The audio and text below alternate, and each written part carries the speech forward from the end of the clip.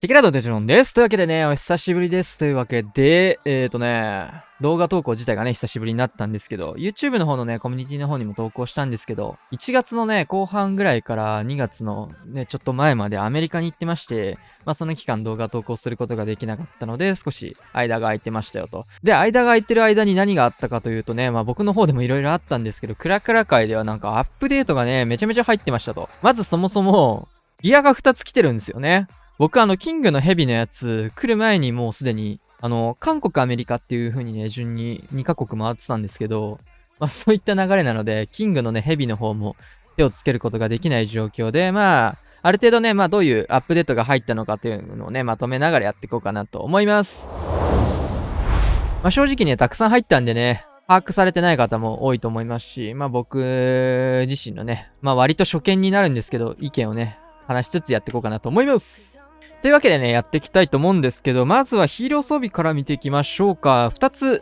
追加されましたね。キングの方からこのヘビのブレスレットというものが追加されまして、なんかダメージを受けるとヘビを召喚するみたいなね、旧正月、中国の方がね、2月の方が、僕らにとっての正月みたいな感じで、2月頭が結構そういう期間になってるんですけど、僕が言ってたアメリカのところもね、結構旧正月のキャンペーンとかでね、ヘビのなんか、箸とかなんかいろいろもらいました旧正月はなんか結構、僕らからするとなんか知らないね、イベントな感じはするんですけど、世界的に見たらね、結構いろんなところでいろいろやってるようなイベントのようで、クラクラの方でも出てきたと。ギアに関してなんですけど、正直僕の評価は今んとこ高くはないかなって感じで、もしかしたらね、もっと強い使い方とかね、最初の方、これ弱くねみたいなギアもなんかどんどん変わって後で強いねやっぱこれみたいなクエイクブーツとかね、そういう使われ方もあるんで、一旦僕はあんま強くなさそうだなって評価してます、これに関しては。弱体化がね、バランス調整で入っちゃったんだけど、クエイクブーツとサッカーボールね、スパイクボールの方が、今んとこ暫定では弱くなったとはいえ強いし、使い勝手もいいし、ヒーローギアってやっぱね、レベル上げなきゃいけないんでね、スーパーレア装備っていうところもあるので、ちょっと、一旦ステイでいいんじゃないかなって思ってます。環境が変わった時に悩めばいいんじゃないかな。そしてね、ガゴプリの方についに待望のギアが登場しましたということで、どうやらこれは強いらしいと。僕まだね、ガーゴイルプリンスをずっと工事で使うことができてないので、あんま分かってないんですけど、でもね、見た感じにも書いてあることも結構強そうですね、普通にね。15秒間マックスにすると、被ダメージが 70% 落ちるし、素のね、HP が1200追加されつつ、この能力を発動したタイミングで2500上がるっていうところですよね。うん。書いてあることは非常に強いですね。ただ、シングル IT とかそういったものにターゲットを取られた時は結構厳しくなってくるのかな。それで言うと、前の、ガーディアン人形の方は、クロークと一緒でこのね、ターゲットを外せるみたいな能力があるので、対空砲みたいなね、こういう施設に殴られる分にはこの HP 回復でね、全然足りるとは思うんですけど、シングルみたいなずーっとタゲ取られちゃう系に関しては、非ダメージ低下とはいえみたいなところなので、70% と15秒あるんでね、大体そのうちに突破できるやろみたいな感じではあると思うんですけど、その辺のターゲット管理は気をつけつつっていう形ですかね。とはいえね、レベルが上がった感じだと、ガーディアン人形よりも使い勝手が良い、無難に強いことになることの方が多そうなギアかなと思ってるので、結構これはいいギアなんじゃないかなと思っております。ということでね、ヒーローギア2つ追加されたところはね、こんな感じの評価で、ちょっとね、爆発的にこれは強いじゃんみたいな感じではないんですけど、無難に強い、A プラスぐらいの感覚なのかな、とか、そんぐらいになるんじゃないかな、メタルパンツに関しては。で、ヘビに関してはちょっとまだわからんって感じですかね。基本的にはまだそんなに積極的に使う必要がないギアかなと僕は思っております。とかね、弱体化入ったところで言うと、エレクトロブーツとかね、インビジブルとかなんかいろいろ入ってましたけど、とはいえエレクトロブーツ全然まだ強いかなと思ってて、結局まだまだ、僕が持ってるね、アカウントは、エレクトロブーツ持ってるアカウントはすべてね、これエレクトロブーツをスタメン起用しておりますので、全然弱くなったとはいえね、外さず、普通の使い方でも全然強いので、弱くなったクエイクブーツ、サッカーボール、エレクトロブーツ全部、全然スタメンで使えるような能力かなと思ってます。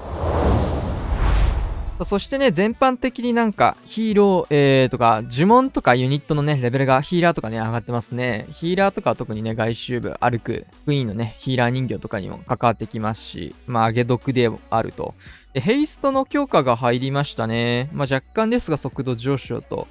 まあ、タウンホール級の時とかに結構感じたことも多かったと思うんですけど、ヘイストのレベルによって10だったかな、そのぐらいで結構ヘイストレベルが2か4かで相当世界変わるみたいなところあるんで、まあもしかしたらね、まあちょっとこのレベルまで上がっちゃうとそんなに違いがわかんないかもしれないけど、ラバル環境とかがね、今後もし来るのであれば、ヘイストのレベルとかはね、上げておく必要があるかなと思います。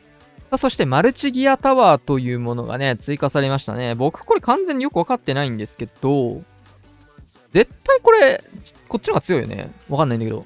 どうなんだろう。絶対こっちの方が強くない？そんなことないの？ちょっとこの辺みんな使ってどうなのか聞いてみたいですね。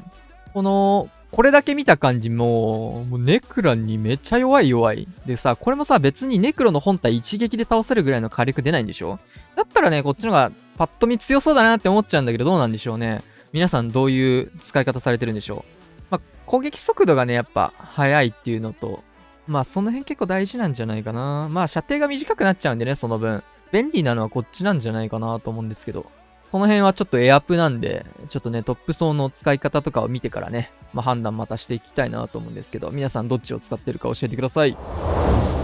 あ、そしてユニットランチャーという新しいね、突破兵器の追加ですね。これなかなか面白いの来ましたね。まあ、パッと見そんな強そうな感じではないんですけど、トーカー兵者もね、最初、なんだこれ弱くねっていうところからね、普通に使われる兵器になりましたからね。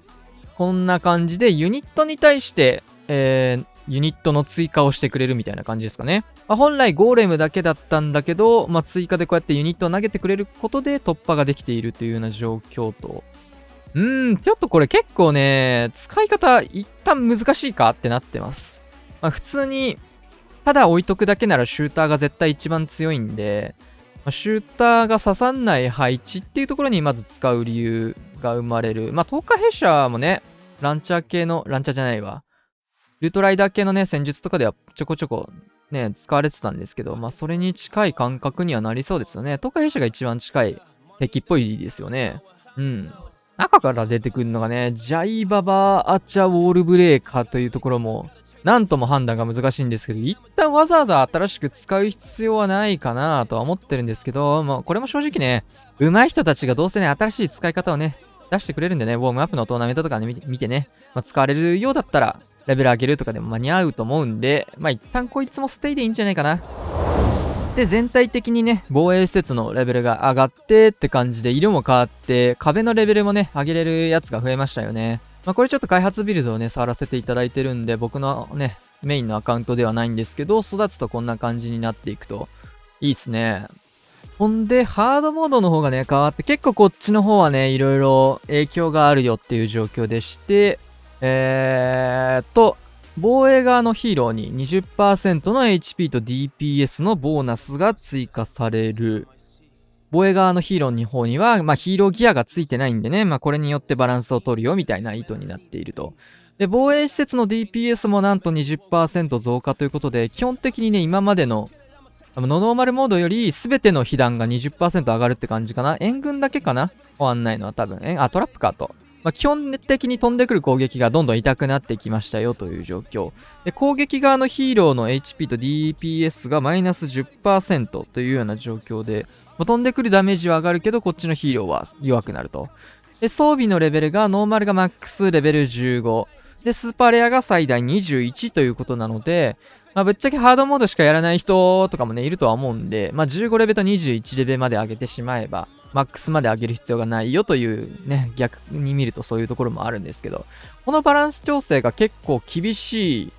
あれになってるようでね、ツイッターの方とかでは結構ね、ハードモードが結構難しいという声をね、たくさん聞くようになったので、まあ簡単すぎるっていう状況よりはね、明らかにいいかなとは思うんですけど、まあハードモードだけなんでね、ノーマルがかなり難しくなったわけではないんで、世界大会とかね、競技シーンでのね、バランスが結構良くなってきたんじゃないかなと思いますね。やっぱね、ハードモードとノーマルモードはね、結構明確に差があってくれた方がね、見てる側もね、あれだし、やってる側もちょっと差がつけづらいっていうところもあったとは思うので、僕らのようなね、ちょっと感染者側からすると、ハードモードの調整は結構見応えのあるバランス調整になりつつ、プレイヤー側からすると、まあ、どうでしょうね。全開が取りづらくなって難しい環境で、防衛とかが大事になってくる。配置とかがね、結構大事になる。まあ、防衛できるチャンスが結構増えるんでね、これによって。そういった環境になるのかなと思います。で、その防衛の配置の観点に言うと、確か防衛援軍をね、自由に入れ替えることができるみたいなのも来てましたよね、確か。プレチャレでね、防衛援軍が自由に設定できるみたいなね、こういうの細かいところ結構でかいっすよね。ここでこういうことか。好きな防衛援軍を変えれるのか。あ、めちゃくちゃいいね、それね。うん、あとはこいつですね。なんか来てますね。この人、なんすか？こいつはなんだ？強いのか、これ。体験してみませんか？一つの資源を別の資源に変換して。はいはいはいはい。いらんか、さては。これガチャなのもしかして。ちょっと購入してみるか。ああ。はいはいはい。なるほどね。そう。開発ビルドバフ。こういうことができると。あ、若干増やせんのこれ、もしかして。1、4桁。4桁。若干増えるんだ。若干増えるとはいえ、まあ、ダクエリが結局欲しいか、どうせ買えるなら。77,000。まあまあでかいか。77,000まあまあでかいか。ちょっと多分、今いくつ使ったかわかんないけど、エメ結構使ったよね、今。まあまあ使ったよね。10% ボーナスって書いてあるね、確かに。らしいです。そういう機能が追加されて。僕はあんまこの辺触ってないんだよね。エメ使っちゃうし、錬金術師ね。まあ、ファーミングがね、すれば一応、使わんくても良いみたいな感じだけど、まあ、わざわざ使うほどのものではないんかわからんけど、この類のものって。もし使ってる方いたらちょっと使用感とかね、教えていただけると助かりますというところで。はい。というわけでね、大雑把になんかこんな感じでね、新しいバランス調整とかいろいろね、触れてったんですけど、なんか皆さん新環境ね、ちょっと立ってると思うんで、なんかどういう風に感じてるとか、僕個人ではね、ノーマルモードも、やっぱ、レベルがね、防衛施設のレベルとかが上がったことで、ノーマルモードのレベルもちょっと難しくなったかなーって感じてます。まあ普段使ってるヒーローギアとかね、まあその辺にも弱体化入ってますしっていうところも合わせ技で。あとはね、この子ですね、この子ちょっと夜村やんないと作ることができないみたいなところもねあるんでね、その辺ちょっと大変ですね。はい、というわけでね、今日はこんな感じで終わりたいと思います。結構ね、僕より皆さんの方が触れてる機会が多いと思いますので、今のこのアップデート後のね、状態、皆さんの意見も参考にしたいので、なんか、いろいろね、いただけると助かります。というわけで今日はこんな感じで終わりたいと思います。チャンネル登録、高評価お願いします。また次の動画でしましょう。さよなら。